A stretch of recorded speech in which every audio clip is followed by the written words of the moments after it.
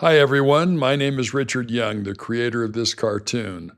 With artificial intelligence providing the artistic talent, I've been able to put my thoughts and ideas into these political cartoons. And if you find this interesting, I'd appreciate you subscribing to this channel, liking the video, and even sharing it with friends. But today, I'm not here to make a political point. Today, I just want to remember.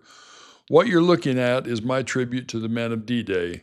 82 years ago today, on the morning of June 6, 1944, Allied soldiers waded through the cold gray surf of Normandy and into the most fearsome defenses the world had ever built.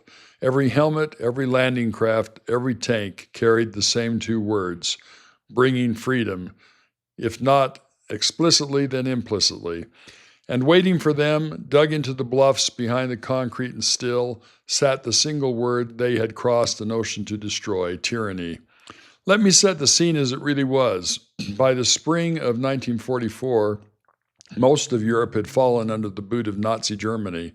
The only way to take it back was to attempt something that had never been done at that scale, to land an entire army across open water onto a heavily fortified coast.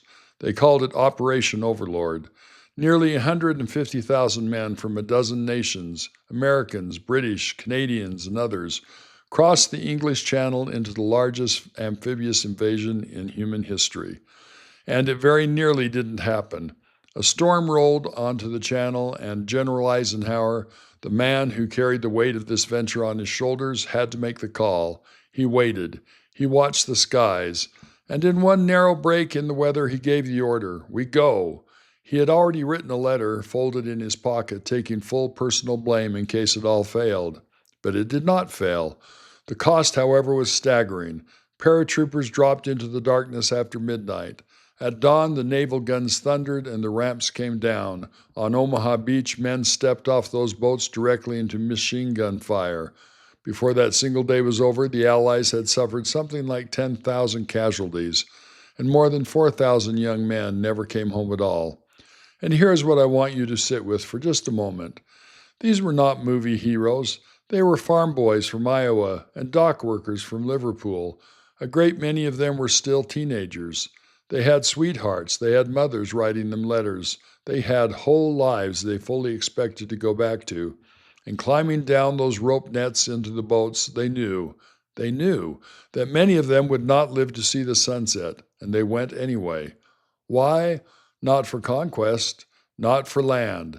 They went because somewhere across that water, millions of strangers were living in chains, and these young men decided that freedom was worth dying for, even a freedom they themselves would never live to enjoy. The beach was the hinge of history.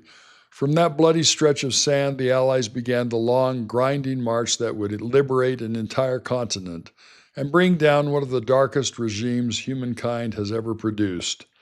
We live in the world that they helped purchase for us, the freedom to speak, to worship, to vote, even the freedom to argue with one another about politics on a channel like this one. All of it was paid for in part on that beach by men whose names most of us will never know. So here's what I'll leave with you. When was the last time you truly stopped and thought about what your freedom cost and who paid the bill? Do we still raise young people who understand that some things are worth that kind of sacrifice? And if you had been one of those boys in the boat, watching that ramp drop down into gunfire, would you have found the courage to step off? If you have a father, a grandfather, or a great-grandfather who served, tell their story down in the comments. Say their name out loud, and let's remember them together. Please subscribe, give this a like, and share it so the next generation never forgets the price that was paid.